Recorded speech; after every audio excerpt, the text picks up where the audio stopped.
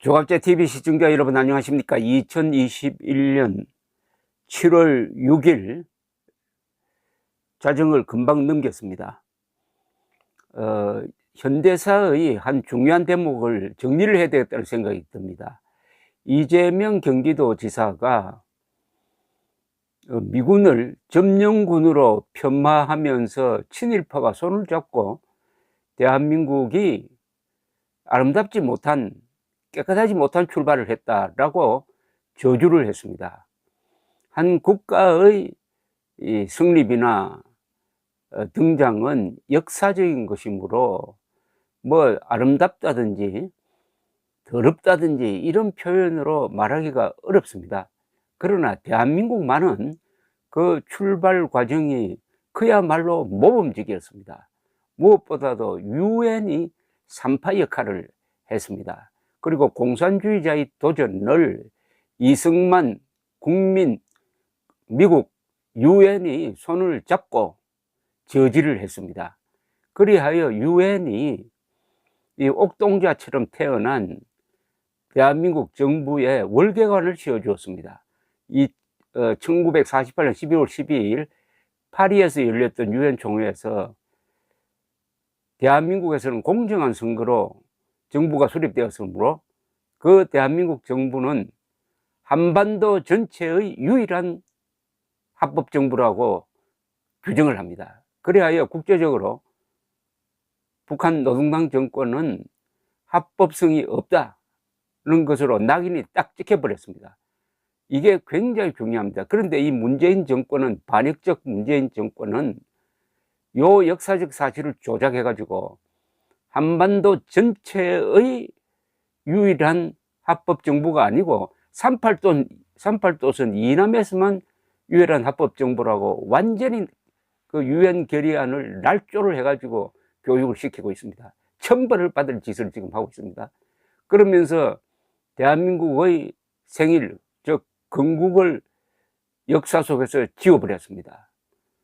이것은 어떻게 응징할 거냐, 이 역사적 범죄를 어떻게 응징할 것이냐, 어떻게 단죄할 것이냐, 심각하게 고민해야 될 범죄를 저지르고 있습니다.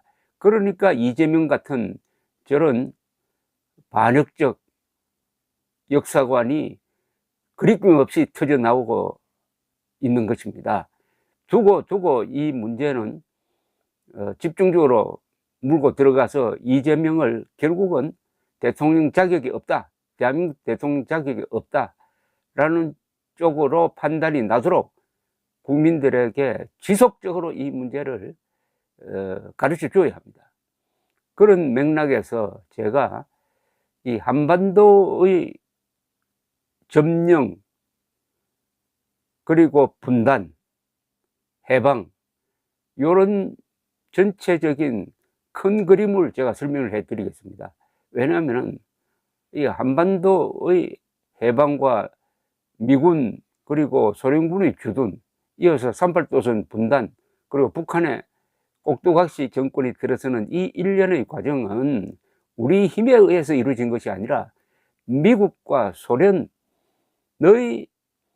역학관계 속에서 이루어진 것이므로 이 큰 그림을 놓치면은 뭐 해방이니 점령이니 이런 단어 가지고 티각태각하게 되는 겁니다. 큰 그림을 제가 지금부터 정리를 해 드리려고 합니다. 이 동영상을 여러 사람들에게 좀 나눠 주시기 바랍니다. 특히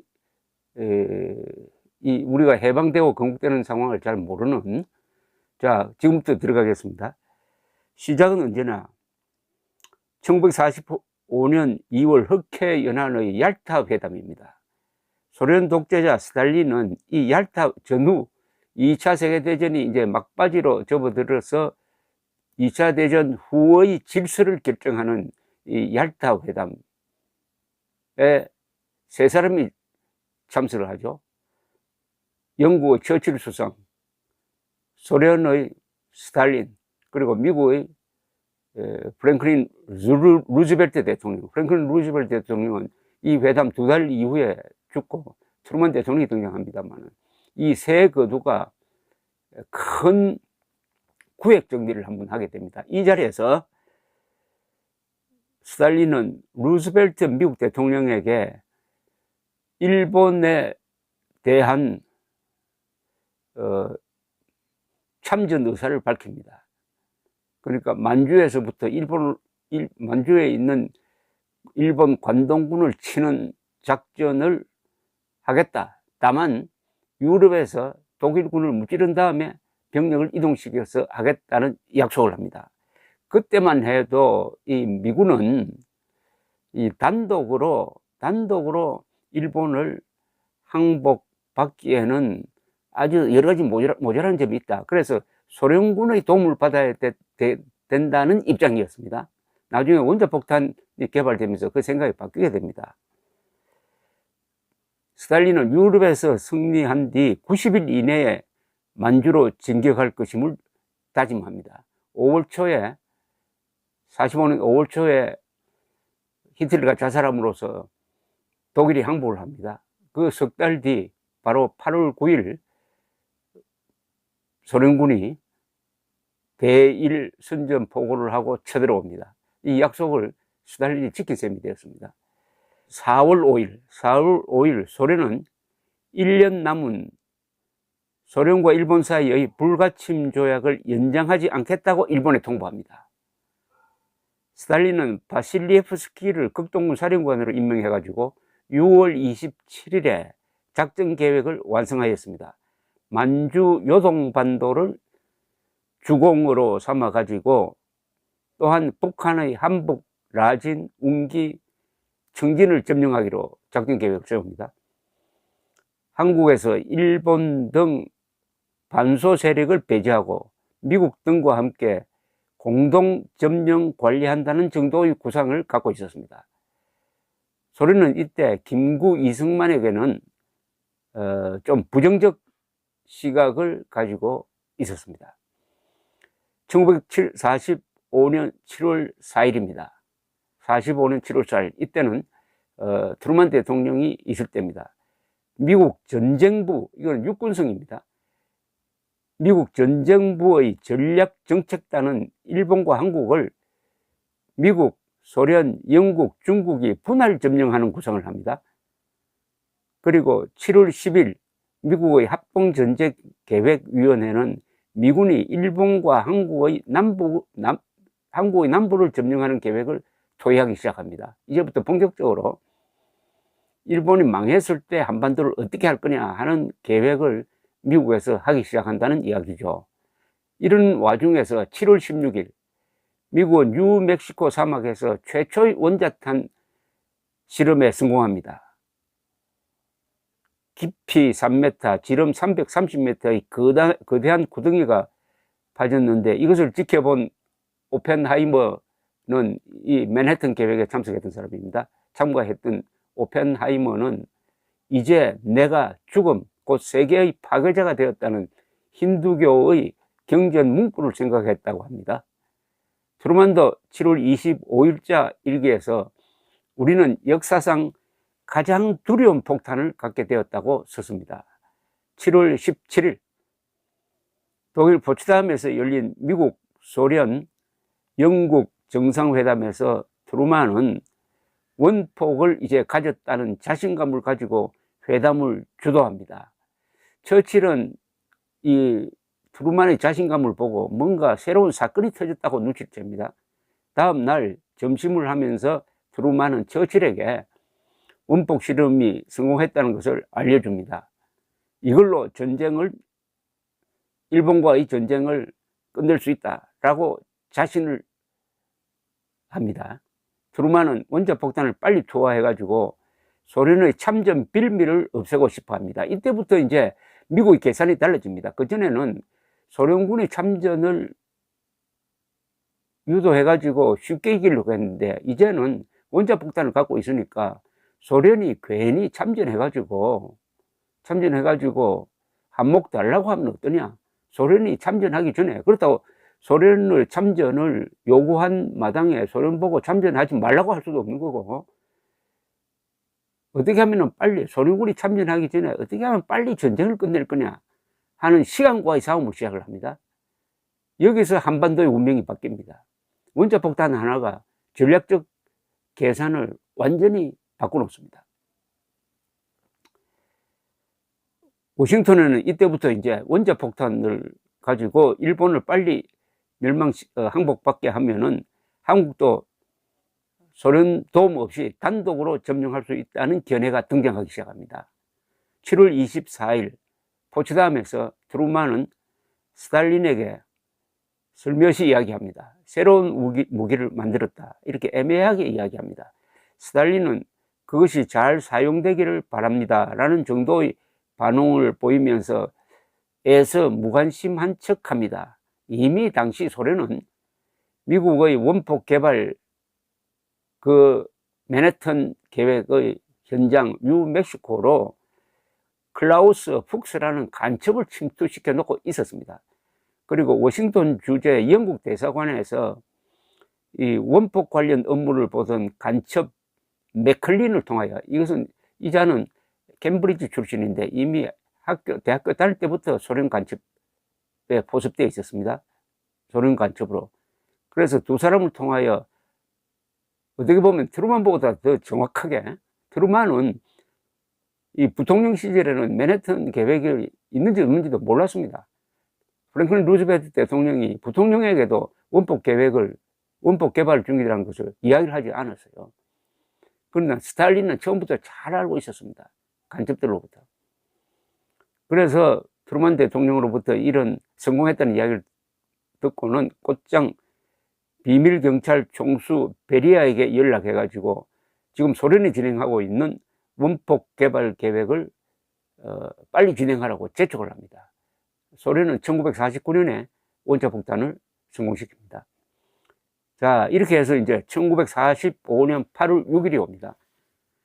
리틀보이라는 별명을 가진 우라늄 폭탄이 원폭이 히로시마에 투하되었습니다. 이때 일본 정부는 항복을 위한 여러 가지 토의를 하고 있었지만은 아직 항복을 공식 선언할 수 없는 입장이었습니다. 8월 9일 오전 나가사키에 또 하나 패트맨이라는 별명의 이번에는 플루토늄 원폭이 떨어집니다. 8월 8일, 이 8월 6일에서 8월 9일 사이가 결정적입니다. 이게 한민족의 운명을 바꿉니다. 역사가 급변할 때는 아주 단시간의 결정이 수십 년, 수백 년을 결정을 합니다. 역사가 크게 한번 굽이칠 때 정말 순간순간의 판단이 어떻게 그 뒤의 수십 년, 수백 년을 결정하는지 들여다보면 참 신비스러울 정도입니다. 바로 이때가 그런 순간이었습니다. 8월 8일 소련은 일본 정부의 선전을 보고하고 8월 9일부터 만주, 다음 날부터 북한 지역을 공격을 합니다. 이 시간과의 경쟁에서 미국이 졌습니다. 즉 소련이 참전하기 전에 원자폭탄을 먼저 썼어야 하는데 늦게 썼다 이거죠.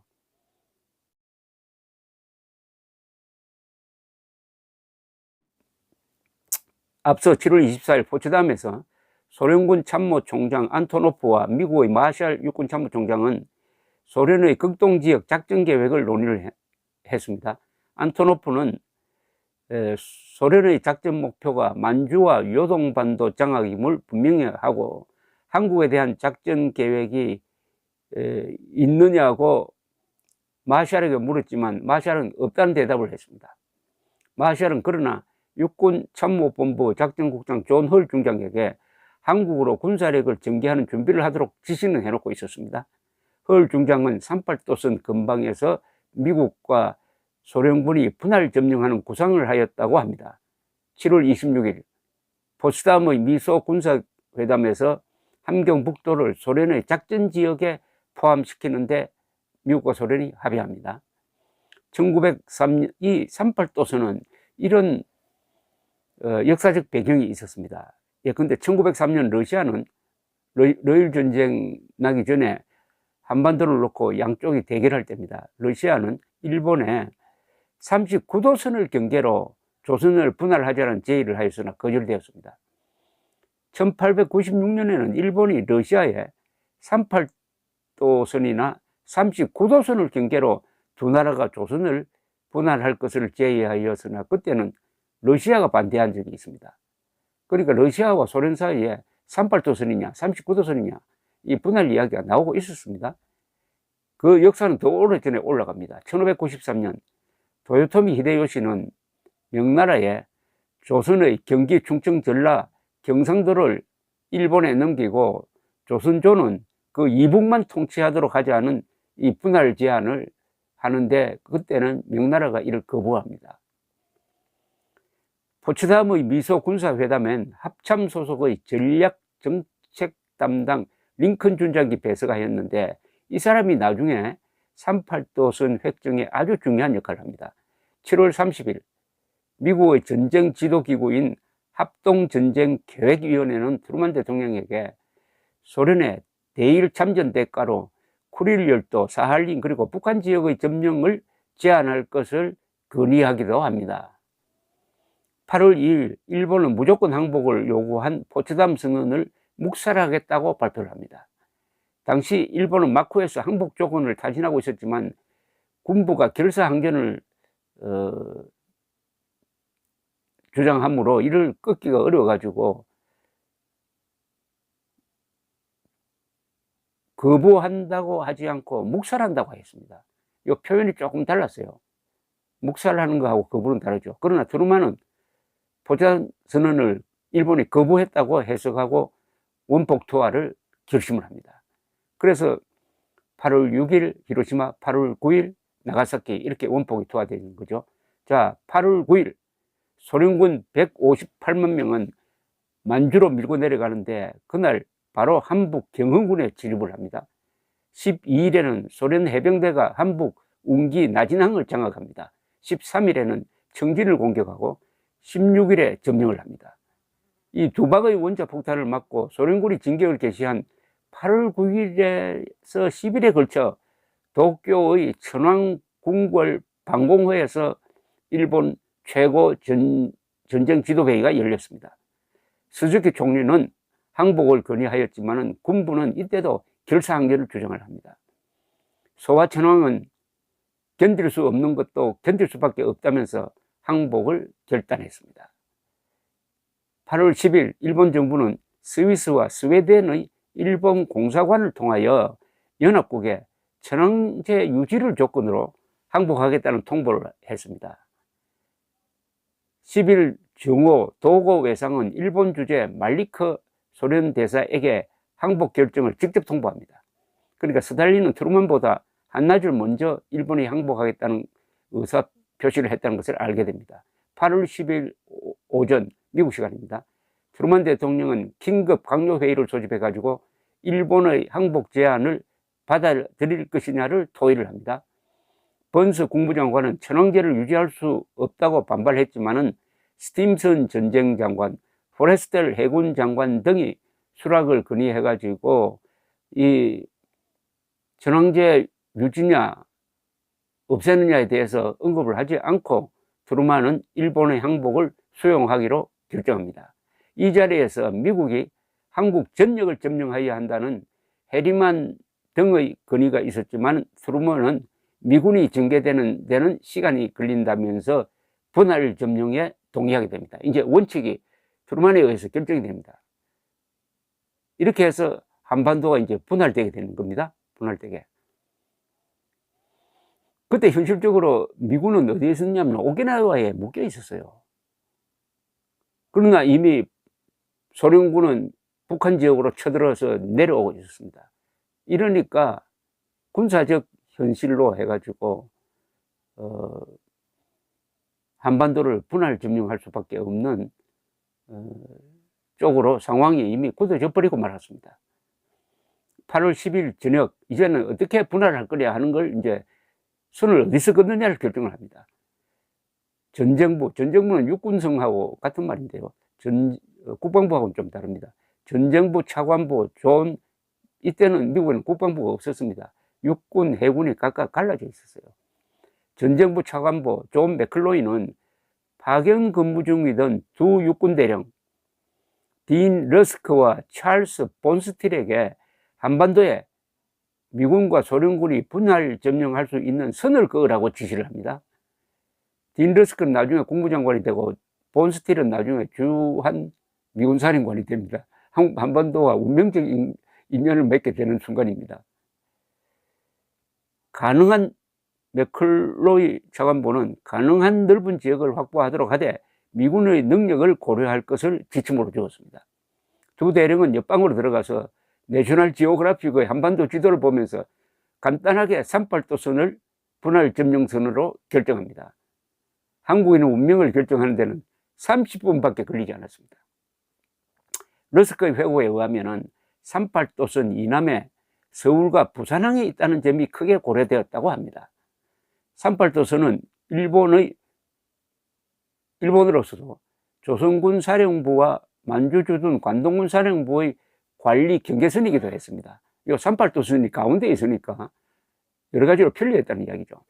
맥클로이는 8월 12일에 열린 맥클로이 전쟁부 차관보입니다. 열린 국무부, 전쟁부, 해군부 조정위원회에 38도선 안을 내어놓습니다. 해군은 39도선을 주장하였는데 링컨 준장, 합참소속의 전략정책 담당입니다. 링컨 준장은 소련이 받지 않을 것이라고 반대를 해가지고 38도선 안을 통과시켰습니다. 8월 14일 스팀슨 전쟁부 장관과 포레스탈 해군부 장관은 일치된 의견으로 38도선 분할 점령안을 트루만 대통령에게 건의해가지고 재가를 받았습니다. 8월 15일 트루만 대통령은 스탈린에게 한반도 분할 점령안을 통과합니다. 이제 소련이 합의를 해줘야 됩니다. 트루만 대통령은 오키나와에 주둔하던 24군단을 한국으로 보내도록 메가드 사령관에 지시합니다. 스탈린은 8월 16일 미국의 제안을 즉각 수락합니다. 다만 소련군이 쿠릴 열도뿐 아니라 홋카이도의 북반부를 점령하였으면 한다는 수정 제안을 하였을 뿐입니다. 소련이 놀랍게도 빨리 접수를 해버립니다. 미국은 스탈린이 며칠간 숙고한 뒤 답을 줄 것이라고 생각했는데 너무나 빠른 답신에 놀랐습니다. 이때 스탈린이 시간을 끌면서 소련군이 부산까지 내려갈 때까지 답을 안 했으면 어떻게 됐을까요? 대한민국 적화되었습니다. 이때 스탈린의 묘한 생각이 그나마 38도선 이남을 자유의 땅으로 만드는데 결정적인 역할을 했습니다. 어떻게 보면 38도선은 축복이 됩니다. 축복이 되어요. 그나마 38도선 남쪽을 건지게 된다 이겁니다. 이때 스탈린이 무슨 생각을 하고 있었는지는 아주 이 연구 대상입니다. 이 소련이 왜 38도선 분할 제안을 거부하지 않았는지 지금까지도 여러 설이 있습니다. 소련은 한반도 전체를 점령한다는 생각이 원래 없었고 다만 소련의 적대적인 세력이 한반도 전체를 지배하는 것은 허용할 수 없다는 정도의 생각을 하고 있었다고 합니다. 소련의 주된 관심은 일본이었습니다.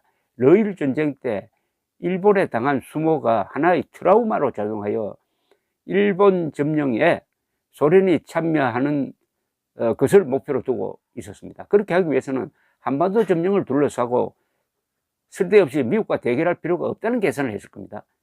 한국에서는 양보하더라도 일본에서 홋카이도 정도는 소련이 점령하면 안 되겠느냐 하는 계산을 하고 있었다는 거죠. 이 계산은 뒤에 먹히지 않습니다. 미국은 그러나 스탈린이 그토록 원하던 일본 분할 점령 관리를 받아들이지 않았습니다. 그러자 스탈린의 태도가 바뀝니다.